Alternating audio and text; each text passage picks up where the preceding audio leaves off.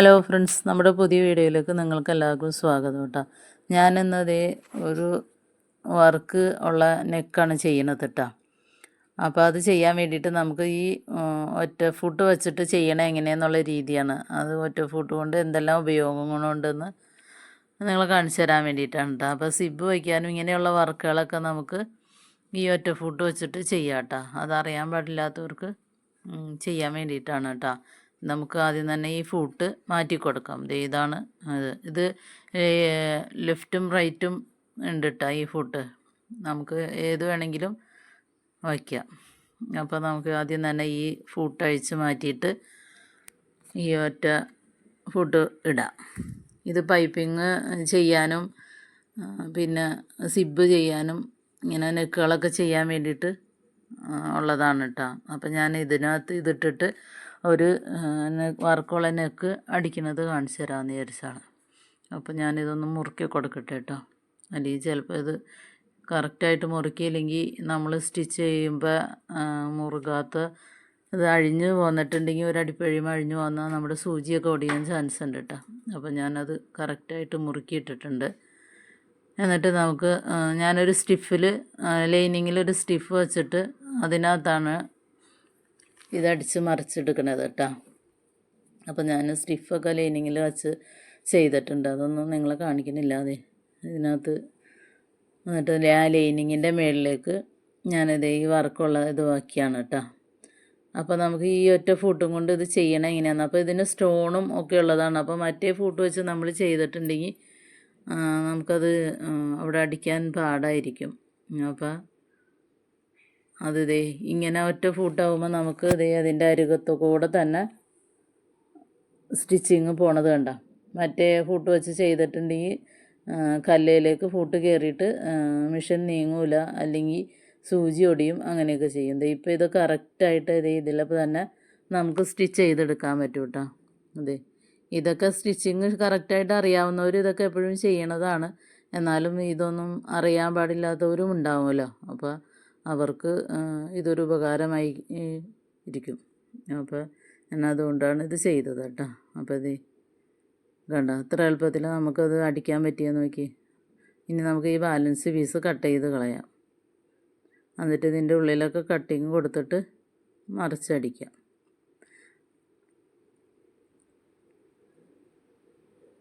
അപ്പോൾ balance cut ചെയ്ത് കളഞ്ഞ് ഇനി ഈ ഇവിടെയൊക്കെ നമുക്ക് ഒരു കട്ടിങ് കൊടുക്കാം. റൗണ്ട് ഷേപ്പാണല്ലോ ഈ നെക്ക്. അപ്പോൾ ആ നെക്ക് കറക്റ്റായിട്ട് റൗണ്ട് ഷേപ്പിൽ തന്നെ കിട്ടാൻ വേണ്ടിയിട്ടാണ് നമ്മളിങ്ങനെ കട്ട് ചെയ്യണത് കേട്ടോ. അപ്പോൾ കട്ട് ചെയ്ത് കൊടുക്കാതിരുന്നാൽ നമുക്കിങ്ങനെ കറക്റ്റായിട്ട് മറിഞ്ഞ് കിട്ടൂല. ഇപ്പോൾ നമുക്ക് ഇത് മറിഞ്ഞ് കിട്ടിയിട്ടുണ്ട്. ഇനി നമുക്ക് വേണമെങ്കിൽ ഇതിങ്ങനെ വെച്ചിട്ട് ഇപ്പുറത്തോടെ ഒരു അടിപ്പ് കൊടുക്കാം, അല്ലെങ്കിൽ ലൈനിങ്ങിൽ ഒരു അടിപ്പ് കൊടുക്കാം. ഇപ്പോൾ ലൈനിങ്ങിലേക്ക് നമുക്കൊരു അടിപ്പ് കൊടുക്കാം. ആദ്യം തന്നെ ഇതിൻ്റെ തയ്യൽ തുമ്പ് ലൈനിങ്ങിലേക്ക് വരത്തക്ക രീതിയിൽ വെച്ചിട്ട് നമുക്ക് ഈ ലൈനിങ്ങും ഒരു സ്റ്റിച്ച് കൊടുക്കാം. അപ്പോൾ പിന്നെ നമുക്ക് മേളിൽ കൂടെ അടിക്കേണ്ട ആവശ്യമില്ല. മേളിൽ കൂടെ കറക്റ്റ് ആ തുമ്പിൽ കൂടെ തന്നെ അടിക്കാൻ നമുക്ക് പറ്റില്ലല്ലോ, കാരണം അവിടേക്ക് നിറച്ച് സ്റ്റോണാണല്ലോ. പിന്നെ 1/4 ഇഞ്ച് വീതിയിൽ നീക്കിയിട്ടിട്ട് സ്റ്റോൺ ഇല്ലാത്ത ഭാഗത്തൂടെ നമുക്ക് ഈ ഫൂട്ട് വെച്ചിട്ട് ചെയ്യാം.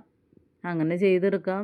അല്ലെങ്കിൽ ഇങ്ങനെ ചെയ്തിട്ട് നമുക്ക് ഷോൾഡറിൻ്റെ സ്ഥലത്തൊക്കെ നമ്മൾ ഈ ലൈനിങ് അറ്റാച്ച് ചെയ്ത് കഴിയുമ്പോൾ പിന്നെ സ്റ്റിച്ച് കൊടുത്തില്ല എന്ന് വിചാരിച്ച് കുഴപ്പമില്ല. കറക്റ്റായിട്ട് നമുക്ക് ഇങ്ങനെ അടിച്ച് കഴിയുമ്പോൾ തന്നെ കറക്റ്റായിട്ട് മറിഞ്ഞ് കിട്ടും.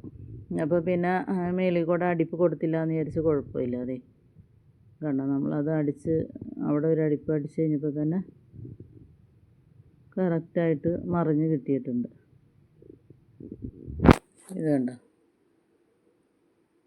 കറക്റ്റ് ആ നെക്കിൻ്റെ ഷേപ്പിൽ തന്നെ ആണ് ആ വർക്ക് വന്നേക്കുന്നത്. ഇതിൽ ഒരടിപ്പ് അടിച്ച് കൊടുക്കാം. അപ്പോൾ നമ്മുടെ ലൈനിങ്ങൊന്നും അങ്ങോട്ടും ഇങ്ങോട്ടും മേളിലേക്ക് കയറി പോവുകയൊന്നും ചെയ്യൂല. അല്ലെങ്കിൽ അടിക്കാതിരുന്നാൽ ഹെമ്മിങ് കൊടുത്താലും മതി. അപ്പം ഞാനത് ഇതിലൊരടിപ്പ് കൊടുക്കുകയാണ്. അപ്പോൾ അത് ഈ ഫൂട്ട് വെച്ചിട്ട് തന്നെ ചെയ്യാൻ പറ്റും നമുക്ക്. ഉണ്ട്. അപ്പോൾ ആ സ്റ്റോണിൻ്റെ ശരിക്കും കറക്റ്റായിട്ട് ഈ അരുകത്തോടെ തന്നെ നമുക്ക് അടിച്ചു കൊടുക്കാം. അപ്പോൾ ഇങ്ങനെയൊക്കെ ഉള്ളതിന് വേണ്ടിയിട്ടാണ് നമ്മൾ ഈ ഫൂട്ട് മാറ്റി ഒറ്റ ഫൂട്ട് ഇടണത് കേട്ടോ. അപ്പോൾ നമുക്ക് നല്ല ഉപകാരമാണ് ഈ ഫുഡ്. ഇത് വെച്ചിട്ട് നമുക്ക് നെക്കടിക്കാം, സിബ്ബ് ചെയ്യാം. സിബ്ബ് ചെയ്യണമെങ്കിൽ കൺസീൽഡ് സിബ്ബൊക്കെ ചെയ്യുമ്പോൾ ഇത് വെച്ച് തന്നെ ചെയ്യാനേ പറ്റുള്ളൂ. മറ്റേ ഫുഡ് വെച്ചിട്ട് നമുക്ക് ചെയ്തിട്ടുണ്ടെങ്കിൽ അത് ഫിനിഷിംഗ് ഒന്നും ആവില്ല.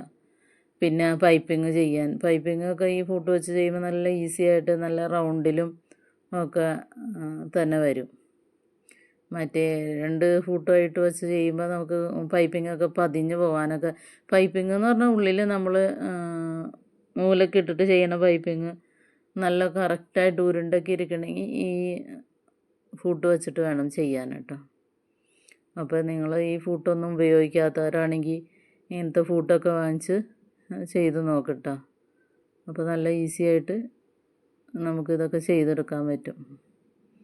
ടെൻഷനും വേണ്ട സൂചി ഒടിയും എന്നുള്ളത്, അല്ലെങ്കിൽ നമ്മുടെ ഈ സ്റ്റോണൊക്കെ പൊട്ടിപ്പോവാനും ഒക്കെ ചാൻസ് ഉണ്ടെന്ന്, അങ്ങനെയുള്ള ടെൻഷനുകളും ഒന്നും വേണ്ട നമുക്ക് ഇത് വെച്ച് ചെയ്യുകയാണെങ്കിൽ. അപ്പോൾ എൻ്റെ വീഡിയോകൾ നിങ്ങൾക്ക് ഇഷ്ടപ്പെടുകയാണെങ്കിൽ സബ്സ്ക്രൈബ് ചെയ്യാനും ബെല്ലൈക്കൻ അമർത്താനും ഒന്നും മറന്നു പോകരുത് കേട്ടോ. അപ്പോൾ നിങ്ങൾ ഇതൊക്കെ ട്രൈ ചെയ്ത് നോക്കട്ടെ ചെയ്യാത്തവരാണെങ്കിൽ.